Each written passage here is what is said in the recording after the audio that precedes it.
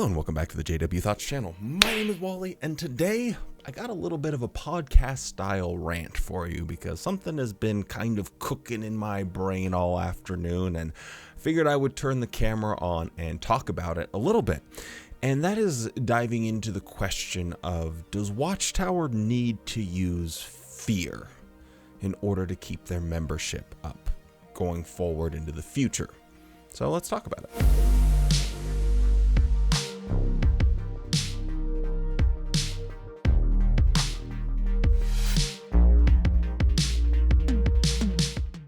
So this is piggybacking off of a video I made probably 3 or 4 months ago talking about if Watchtower might in the future rework their Armageddon doctrine entirely. You know, they had that Watchtower that came out around that time where they said, hey, you know, just blatantly right there in the Watchtower, we need to get comfortable, or whatever wording they use, with the idea that the end might not come in our lifetime, or might not come in your lifetime. And I thought that that was a pretty eye-opening thing to have in a Watchtower. I don't ever remember Watchtower just plainly coming out and saying, yeah, the end might not come in our lifetime. We might just have to get comfortable with that. And to me, it signaled a larger, like when you zoom out, a larger shift in their overall message that they're putting out there. And, you know, that video, it got some, mixed results, which, again, if it's something that's just my opinion, it always should get mixed results. So I always consider that a sign of, health. But the biggest, maybe criticism of that is the basic formula that Watchtower requires people to be active in their religion. And historically speaking, the way that they get people to be active in building projects and preaching and this and that is a sense of urgency. Hey, the end is right around the corner, so we have to make sure we're doing our due diligence, we're doing our part to get the message out there. And in order to create that urgency, they have, again, historically used fear. Fear is so ubiquitous in people that have been a part of this religion, this organization, for decades. If you want to see something really hilarious, get a group of ex-Jehovah's Witnesses together and ask them if they ever had the experience of having a mild to severe, wow, it just sounded like a pharmaceutical commercial, but a mild to severe anxiety or panic attack during a lightning storm, or where there was thunder or dark clouds rolling around. And I promise you, everyone will start telling their story about how much fear they had of just dark clouds coming over and thinking, oh God, no, I didn't do enough. I'm going to be killed at Armageddon. Because that's something that we grew up with. And that is pretty generational, I think. I think that when you look back at Watchtower's message for a long, long time, and the imagery that they would show people, and I mean, I'm someone that, keeps up with all things new Watchtower, but I also, spend hundreds of hours reading old Watchtowers and books and stuff about what their religion used to be like. So I feel like I have a pretty good idea about the spectrum and timeline that of, how they talk about these things. But, maybe I have my own biases, so, whatever that. But one of the things that you grew up with is, seeing these pictures of the Great Tribulation, and they're terrifying, they're scary. There's demons, and lightning, and boulders, and dead bodies, and even children. It's scary stuff. And you look at the new pictures of the Great Tribulation, and it's like 1 foot in paradise and some lightning behind them. But it's not like that hardcore graphic imagery that they used to show. And I look at that and I say, my grandparents and my parents grew up with this fear. And I grew up with this fear. And I think that there's just a generational shift away from that, because that fear only works for so long.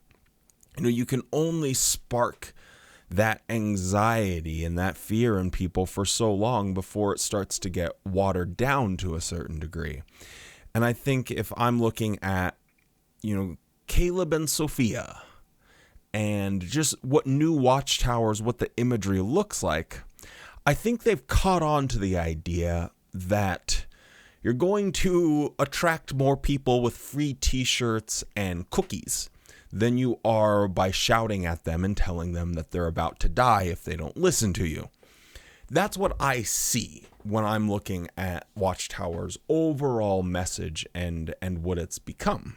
And so it was really just asking myself the question, would fear even work anymore with this generational difference? I watched my grandparents live their whole life waiting for the end, and then they died and nothing happened, and now I'm watching my parents do the exact same thing. And it's how many sheep do you see jumping off the cliff? Does it take before you stop and ask yourself, do I want to jump off that cliff too? So would fear even work? For instance, this is just a thought experiment. Imagine another 1975 instance where they say, hey, the end is going to come in this year. Would that even work nowadays? We saw in the past it had a profound effect on their numbers, that their numbers just spiked, through the early 70s there, because that message was effective. It motivated people. Okay, ZZ, you gotta go away. So let's just kind of jump right into it. I say let's like it's a community project here. It's just me talking. But I don't think that it would even work anymore. I genuinely don't think that if they pulled another 1975 or gave a new prediction for the end, I don't think it would be of any consequence. I don't think they would see the surge in numbers. Just like I think if they said, yeah, we really have no clue about when the end might be. It might be in 5 years. It might be in 500 years. We really don't know. And they got rid of the overlapping generation and all of that.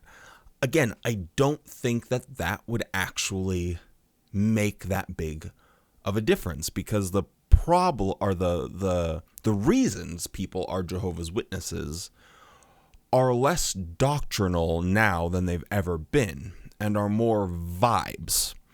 So in the past, you can just see it in their literature itself. It was all about doctrine.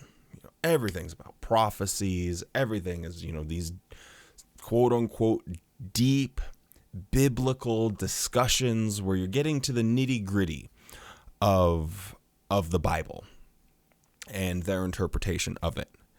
And now, man, it's brutal trying to even listen to a talk at a convention or an annual meeting where they're getting deep into the Bible, because the audience goes flat and silent. The person giving the talk goes pretty flat and silent. They continue to reiterate the phrase that, yeah, these things are deep and they're hard to understand. Yeah, they're deep, they're hard to understand. Whereas I feel like in the past, they were proud of that. Like it was a badge of honor that Jehovah's Witnesses wore, that they understood these deeper things of God. Now I feel like people will point and laugh at someone that wants to say, oh, no, I understand all of these the Revelation book and the Daniel book, and I got all of these in my memory. I feel like they would just shoot spitballs at you. It'd be like, no, we don't care about those things anymore.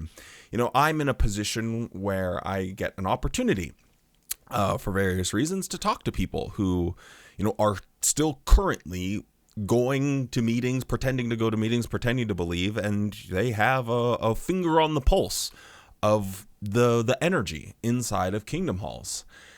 And it always comes up. Like, people don't know their doctrine anymore. People don't know their Bible anymore. It's not like it was back in the day. And I look at that shift in the people and in the message that Watchtower puts out there, and I don't see fear as being the number one reason why people are still Jehovah's Witnesses. it's kind of just their social thing. It's their tradition. It's what they grew up with and what they have and what they know. And that's fine for them. Like, it's okay. This is going to sound crazy, but I went to a Catholic mass on Christmas Day. And I'm just a very curious individual. I like sitting around and just observing and watching. Nothing is more fun to me than just like sitting and observing things and thinking about them. And I looked around that and I saw people that had a custom, a tradition. That was what they did.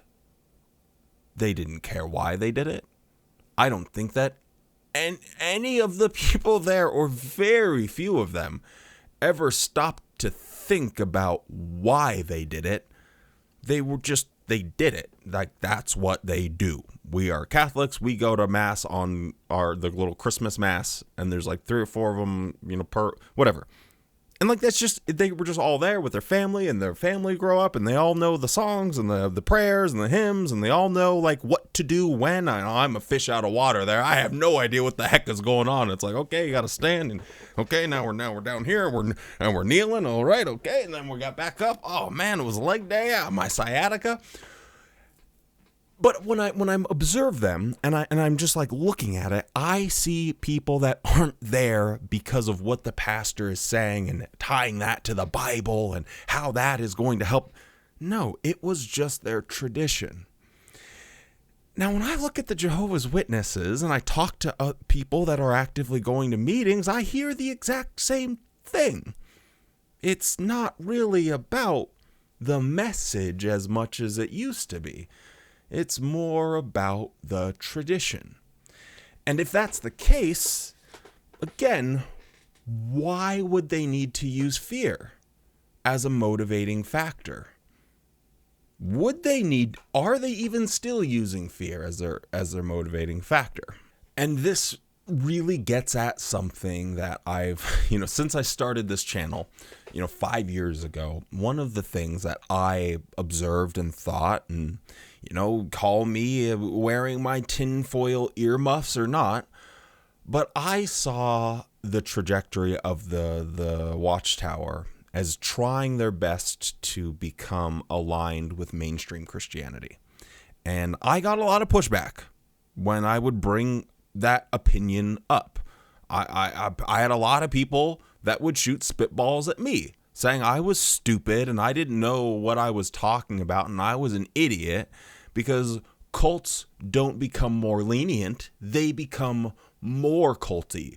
They double down on their policies and this, that, and the third. And over the last 5 years, I've just seen exactly that. Watchtower not doubling down on policies, but watering down their policies. A lot. And I mean a lot. To the point where the religion doesn't even look the same 5 years later.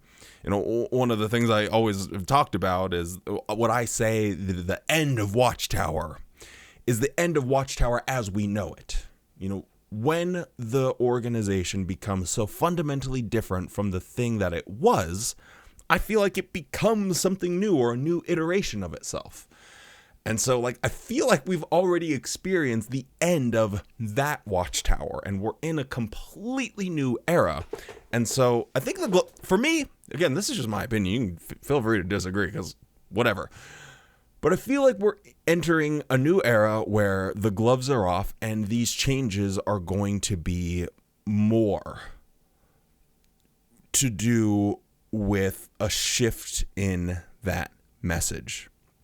A shift in the way the governing body motivates people, like the very foundation of it. So when I close my eyes and I think about, okay, what's the organization going to look like when David Splane is dead and Stephen Light is dead and Garrett Loesch and Sam Hurd, when all of them are gone? And that old guard, kicks the bucket and is pushing up daisies, or, well, I guess they think they'll be in heaven, getting ready, sharpening their spears and their arrows. What's the organization going to look like then? And man, I gotta tell you, it just looks like they want to try and motivate people with good vibes, love, and unity. This is I like doing these rants because it's like half ideas that are like kind of half cooked in my brain. But this is actually a deep dive video that I've been working on for a bit, or at least researching for a bit. And it's kind of, I think the working title I have for it right now is from Armageddon cult, Doomsday cult to Paradise cult, because you see a crazy shift in their writings about like not talking about Armageddon and just talking about that paradise, not talking about rules, talking about love, not talking about, you know, all of the things you can do to mess up, and more about how we can be more united. And it's all about love everywhere, love everyone, love, unity. Another one I'm working on is with elders. You can really see this shift in how elders were trained, the things that were said about elders responsibilities, what their role is, how that shifted and changed over the years. And you can really see this like full frontal nudity right in front of you. They don't really care about that fear mongering, like you need to be scared of the elders, they're gonna get you, they're always watching with those peepers, they're out to get you, you'll be in the back room real quick. It's like, no, we don't want elders to be that way. And what have they done? They've gotten rid of those old crotchety circuit overseers that, you know, continue to do things the old school way. They're all being replaced with younger ones that have this new, fresh version of Watchtower that they've incorporated into themselves. That was a really poor turn of phrase, but hopefully you get what I'm saying. Maybe I need another coffee to activate my brain.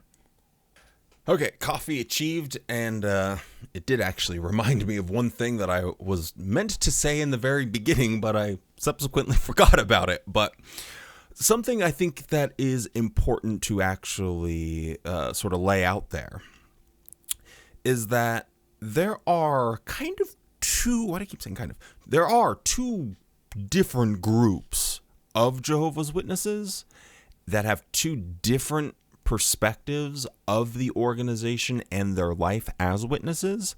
And because of that, on the outside of the organization, for ex-Jehovah's Witnesses, I think those two different ways of seeing the organization exist.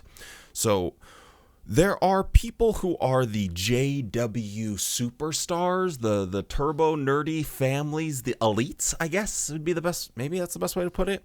But they are, you know, the whole family is well known, the Bethelites, the circuit overseers, the missionary types. They are in deep. Every convention and assembly, members of that family will be featured giving talks, giving examples, doing demonstrations. They're always running around with walkie-talkies at convention because they're so important. There are those people in the organization. You know, they really take it very seriously.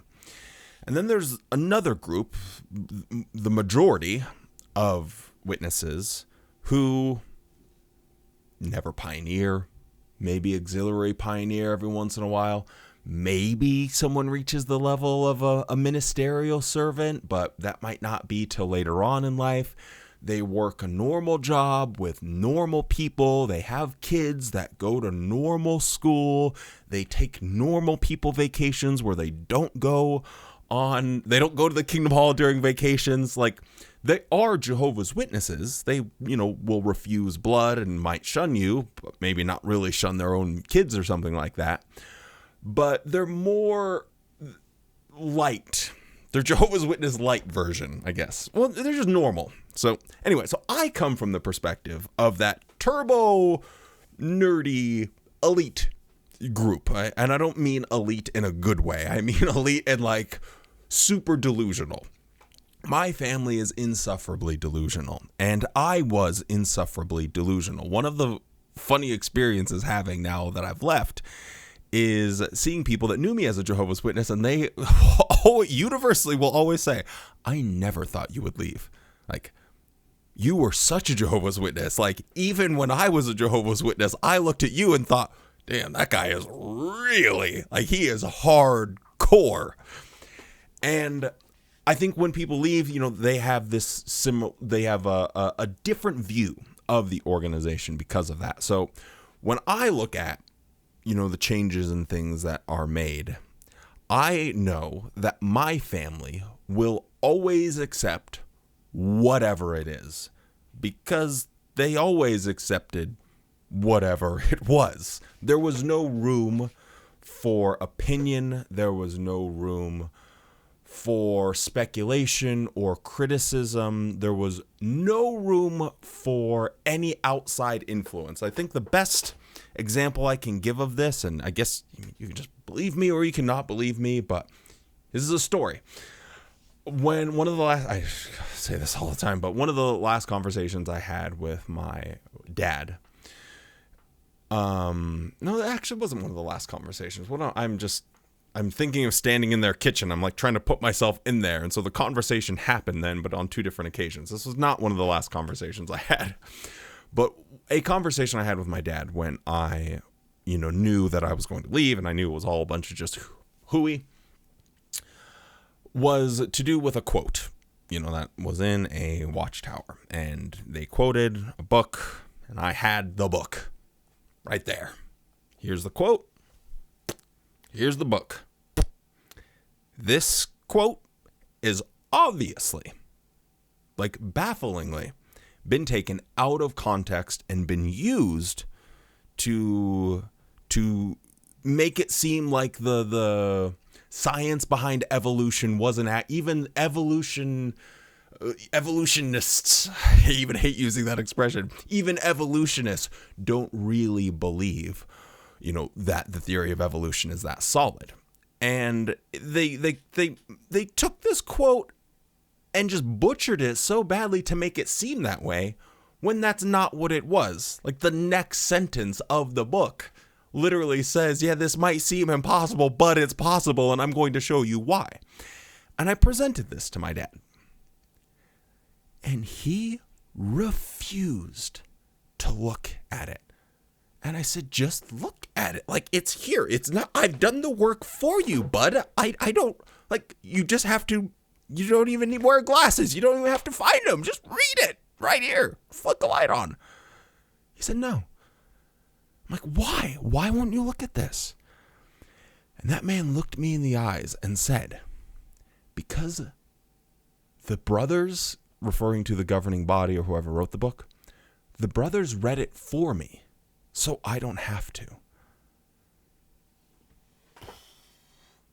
Like, imagine being told that, hey, there is something fishy going on here by your own son, and you're presented like with evidence in your face and just going like this. Nah, they've already done the thinking for me, so I don't have to think myself, so you're the crazy one. Get out of my house. So that is what I come from. My experience with the organization is being in a family that is that deep rooted. I mean, there is no wiggle room for any, I mean, not even 1% of criticism. And all of my friends, the people I hung out with, all of that same crowd. We were the hardcore people. You know, you have like other friends, but your best friends, your close friends, you know, we're all come from that same group of people. And so when I look at this whole idea of, well, will they need to keep using fear? Well, the fear is the thing motivating. Fear is not the thing motivating my family. Not at all. Not even a little bit. Because it is a tradition. It's just what they do. It's who they are. They don't actually care about if it's right or if it's wrong, if it's true or false. They don't care if they've been lied to. They really genuinely do not care if they've been lied to. Just, no, I don't care. It's just what they do. So I think if you also come from a similar background, I was an elder for 20 years and, I think maybe you'll kind of see, maybe you'll kind of vibe with what I'm saying, because that was your experience with the organization. Like, no, anything the governing body says, they'll just listen to, and that'll be the truth. And so maybe this, idea of do they even need to use fear makes sense to you. On the other hand, if someone is not of that from that same cloth, and they weren't such an extremist version of a witness, it might be harder to imagine fear not being the motivating factor, because it wasn't about following the governing body and doing all the rules. But the one thing that they had, the one thing that kept them in the organization, was not wanting to die. Like, they were Jehovah's Witnesses because they didn't want to die at Armageddon, and they thought Armageddon would be right around the corner. That was the reason. Full stop, nothing else. My family, they are not Jehovah's Witnesses because they are scared of Armageddon. That has nothing to do. I don't think that enters their brain. They are witnesses because that's what they do. Other people, maybe a little bit more on the outside, are just like, no, I got to do just enough to stay in, but So anyway, I think that's where maybe there could be some divergence. I could be completely wrong on why maybe there's two different ways of looking at the same exact thing. So when I look at that situation, I look at the world and it's kind of this, what can you do for me? And if I'm the leadership, not, maybe the older ones like the Garrett Loesches and the Sam Hurds and the Stephen Letts and the David Splains, but I'm, of the newer group, the Gage Beagles and the Kenneth Cooks and the Mark Sandersons, and I'm looking, 10, 20 years into the future. And I'm trying to figure out, well, why are people leaving? Why are people staying? And what can we do to keep this thing going? Like I said, I think they will be well aware that there are people that will just follow them no matter what, won't ask questions. And I think they're finding out that the more they loosen these rules that made people really identify themselves like, oh, this is what makes me a Jehovah's Witness, and not just one of those other Christians, with wearing pants, beard oil, counting your time, all of that stuff. The more they loosen some of that stuff and see that people actually are happy, they're excited, they latch onto it right away. Pretty cool stuff. People always speculate that there will be a new Revelation book.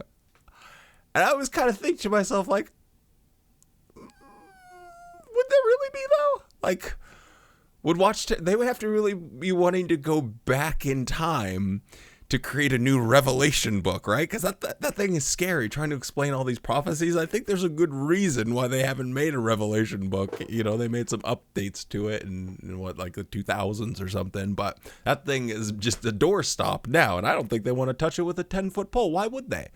Why would they want to go and make a new book talking about prophecies? And even when they do make a book about the prophets, it's all about the stories in there and the lessons that they can learn. And those lessons are always the same: love and unity and fulfilling your assignment and loyalty. Love, loyalty, and unity.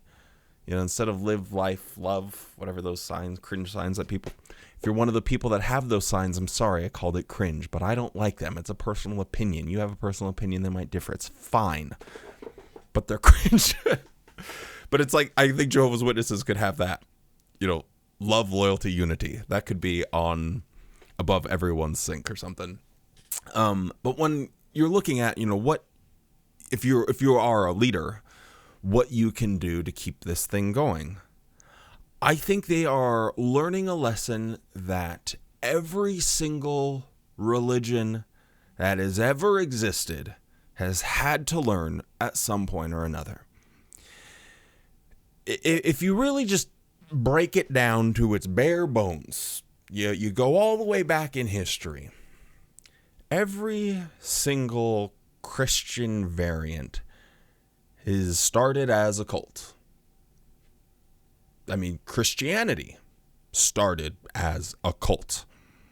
You have a small group of people that are predicting the end of the world, that there's going to be some type of cataclysm. They have radical doctrines, and they are hyper motivated to get people involved, to get recruits. And they go out there and they preach. And I think that is a pretty fair assessment of Christianity. And then what inevitably happens? Whatever prediction that they have made doesn't come true, because every prediction about the end of the world has failed up until this point, right? And as all of this happens through 2,000 years of evolution, there are groups that have learned their lesson and simply stopped talking about the end of the world. They're just like, maybe we should just stop. So that's where we have like the idea of mainstream Christianity. So early 19th century, I always get that confused. You have this new, the second wave of people. Oh, okay, now you got the Mormons and the Adventists and the Jehovah's Witnesses all popping up, doing the same shuffle. And I look at Mormons, and they have just taken a curious course, haven't they?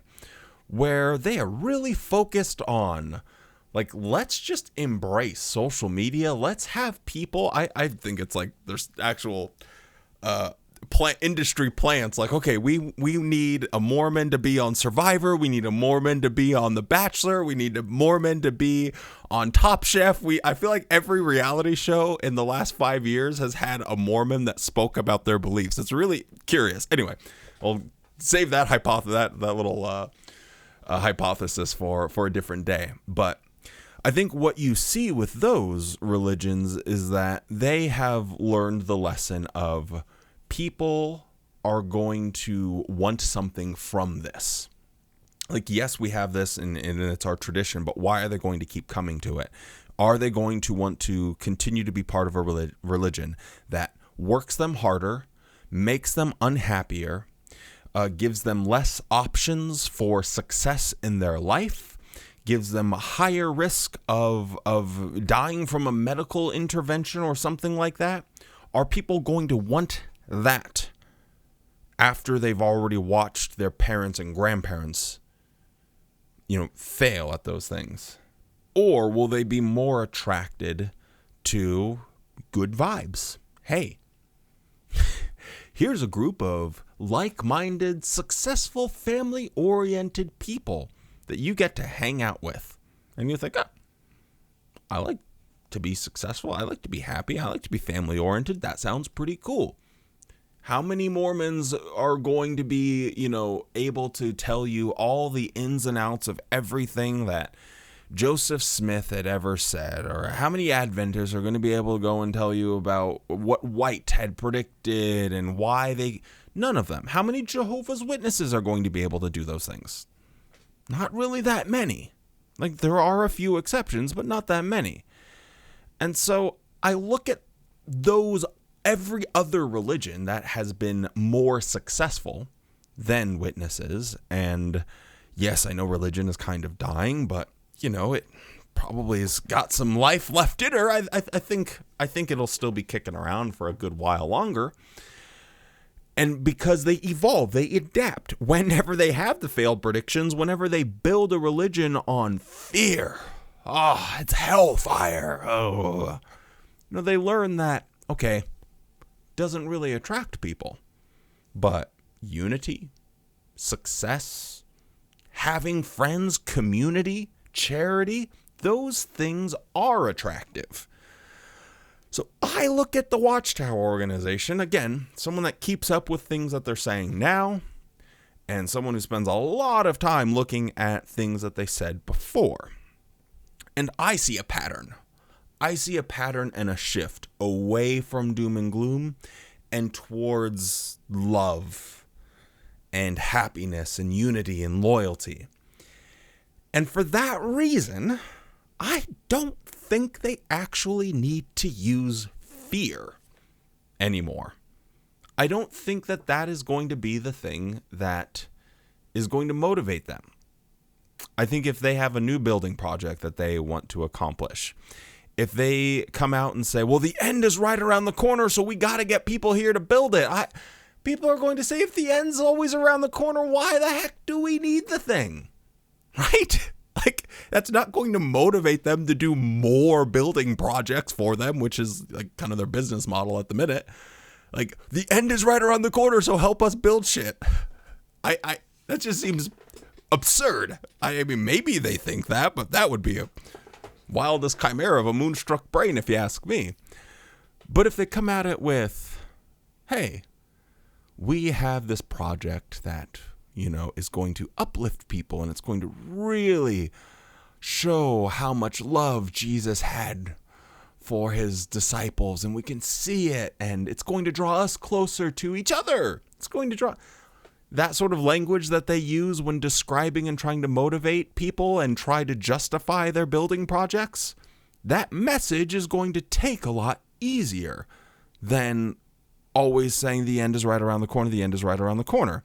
So Watchtower's business, their religious business of buying and selling property and trying to, boost their assets that they hold, I think it's made better if you move away from a fear doctrine and move towards a love, loyalty, unity doctrine. And I don't see a lot of reasons for them to use fear as a motivating force, because I don't think it will work anymore. It might have worked on my grandparents. It might have worked on my parents. But I look at like my brother. I don't look at him because I don't even know where he lives. But I think about my brother, and I don't see him, trying to instill this, hey, you guys got to get baptized right away, and you guys, I don't see him doing the doom and gloom, because like I said, you want to go to a group of ex-Jehovah's Witnesses, talk about that fear, anxiety you had during a thunderstorm. We all experience that, and I don't think my generation wants to pass that on to their kids. The organization, by their message and their imagery, doesn't appear to want to pass that on to a younger generation either. Like, things have changed a lot in the last 5 years.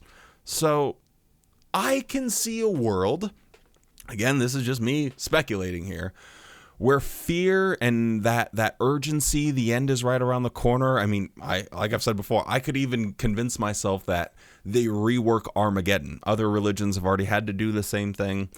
I could see them even reworking Armageddon entirely. I know it sounds radical and extreme, but at least to me, it doesn't seem that far-fetched. But I just wanted to talk about that specific idea of, is fear the only thing that motivates witnesses? Is it the only thing keeping them in? Because I don't think it is. I think it's habit.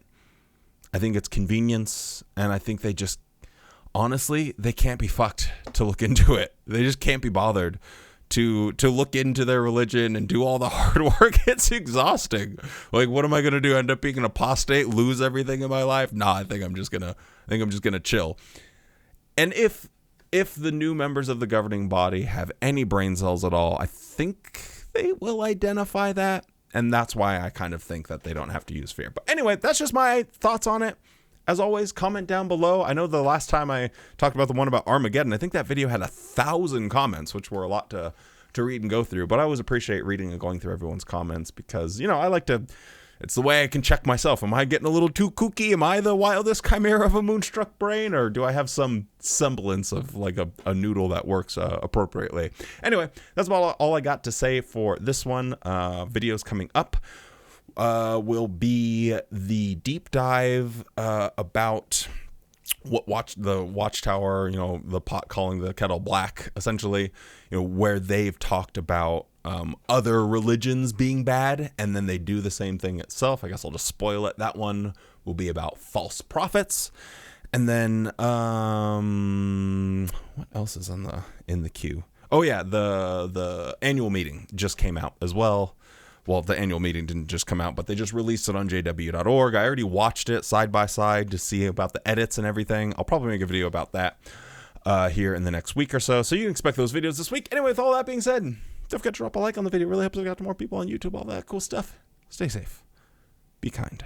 Like, really, honestly, like, kindness. I don't know why it's like become more of a mantra of me, but I think about like trying to embody the Bob Rosses and Steve Irwins of the world and push out as much like hatred and anger I can from my life and just really focus on just, you know, I think my whole existence will be made better and I'll just be a happier person if I really just try and put more kindness out there into the world. So I really mean that. Be kind. And don't forget to spend more time loving the things you love than hating the things you hate. Now go out there and have a good ass day.